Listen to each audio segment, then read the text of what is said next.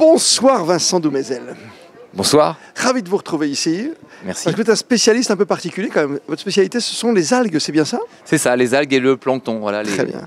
Vous êtes conseiller océan aux Nations Unies, ce qui fait que vous avez une semaine très chargée entre Monaco et Nice. Très chargé, oui, avec beaucoup d'intensité et beaucoup de choses. Oui. Les algues, ça fait partie de notre vie. J'allais dire, c'est la biodiversité, certes, mais est-ce qu'on en trouve partout finalement dans nos vies? Alors on en trouve partout, on en mange tous les jours, dans les glaces, dans tous les plats préparés, dans les bières. C'est un texturant qui est réutilisé dans 80% des plats. Alors c'est pas très intéressant sous cette forme-là, mais on devrait en trouver encore plus, puisque c'est la nourriture la plus saine au monde, sans doute. Oui. Au Japon, c'est présent dans 10% des plats, et ça contribue à ce que les populations là-bas aient l'expérience de vie la plus longue, les taux de cancer jusqu'à 40 fois inférieurs aux nôtres, et des taux de maladies cardiovasculaires, de diabète et d'obésité extrêmement faibles. Donc c'est un aliment santé qui est bon pour les gens, pour les hommes, qui est bon pour l'être humain, qui est bon pour les animaux, qui est bon pour la planète et qui est délicieux surtout. Ce qui veut dire que la nature nous a fait de merveilleux cadeaux, tout simplement. Il faut lui rendre à la nature tout ce qu'elle nous apporte.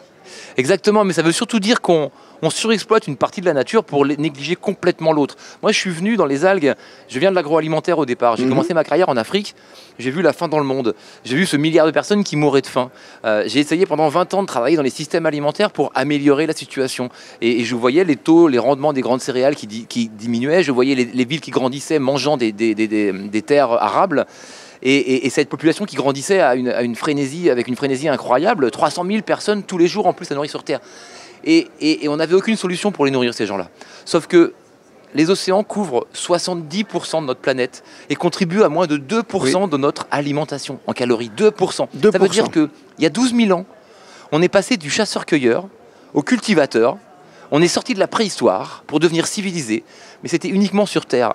Ce saut civilisationnel, on ne l'a jamais fait dans l'océan. On est encore des chasseurs-cueilleurs, des hommes préhistoriques dans l'âge de pierre. On est à l'âge de pierre pour vous. La pêche, c'était la chasse. La pêche, c'était ni plus ni moins que de la chasse. Et 99% des algues qu'on vend en France, ou qu'on produit en France et en Europe en général, ce sont de la cueillette d'algues sauvages. On est des chasseurs-cueilleurs dans l'âge de pierre. C'est pour ça que vous laissez votre plume s'égarer de temps en temps et s'envoler au gré des dessins animés que je vois sur la table au gré des livres, des bandes dessinées, des livres pour enfants, etc. Parce qu'il y a une révolution, ce qu'on appelle la révolution des algues, qui est l'équivalent de la révolution verte il y a 12 000 ans, où on va commencer à réparer les océans, mais surtout à fournir de la nourriture pour les hommes, de la nourriture pour les animaux avec des bienfaits incroyables. On va remplacer les fertilisants par des ressources naturelles qui vont booster la résistance des plantes. On va remplacer les plastiques de nos lunettes, par exemple. Oui. On va avoir des innovations de rupture dans la médecine. On va réparer la biodiversité des océans. On va absorber beaucoup de carbone. Une algue, elle peut pousser de 40 cm par jour pour atteindre 60 mètres de haut.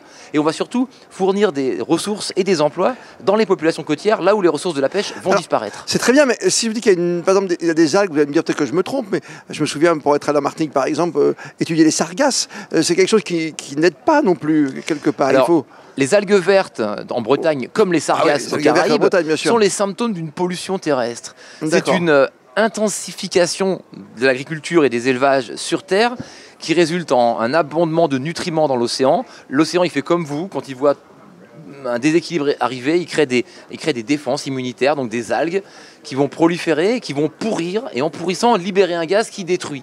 Mais ce gaz et ces pourrissements, il n'a rien à voir avec les algues en soi. Si vous aviez 10 millions de tonnes de pommes pourries sur votre plage, ce serait pareil, vous ne pourriez pas y aller et plus rien ne se vivrait.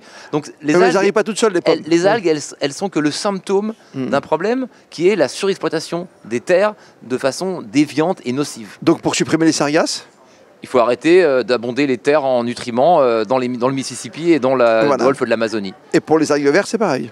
Les algues vertes, c'est pareil. Si on arrête les élevages intensifs en Bretagne, de cochons notamment, et l'agriculture telle qu'elle est pratiquée, il n'y aura plus d'algues vertes. Ça veut dire qu'il faut changer aussi notre alimentation. Il faut changer notre alimentation, il faut manger plus d'algues. On me demande souvent ce qu'on peut faire pour soutenir la révolution des algues. Il faut manger des algues. Chaque fois qu'on mange et qu'on boit quelque chose, on vote pour le monde de demain. On a un pouvoir de décision qui est énorme. On est des faiseurs de changements, des activistes environnementaux à chaque fois qu'on mange. Donc mangeons des algues, votons pour les algues. Elles sont encore une fois bonnes pour la santé, bonnes pour la planète et délicieuses. Votre ville se fait autour des algues. Dans votre vie de tous les jours, vous cuisinez les algues, bien sûr, je cuisine des algues. Soignez avec les algues. on soigne tous avec des algues. Si vous avez pris du Gaviscon, vous avez pris des algues. Les dragées fucas, c'est des algues.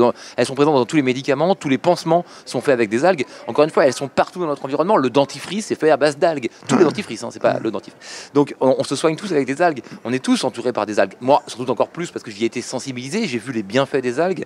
D'ailleurs, pour 80 ans, vous remarquez, je me porte bien. Ça conserve. Ça conserve. Voilà. Donc, je consomme des algues, du coup, évidemment. Et surtout, il faut apprendre à les cuisiner. C'est important. Souvent, on me dit, ouais, mais les algues, c'est pas très bon. Mais en fait, si vous goûtez une pomme de terre crue ou une fève de cacao crue, c'est pas bon du tout. Non, mais alors que du chocolat ou des frites, c'est bon. Bah, c'est pareil, les algues. Il faut apprendre à les cuisiner pour les rendre délicieuses.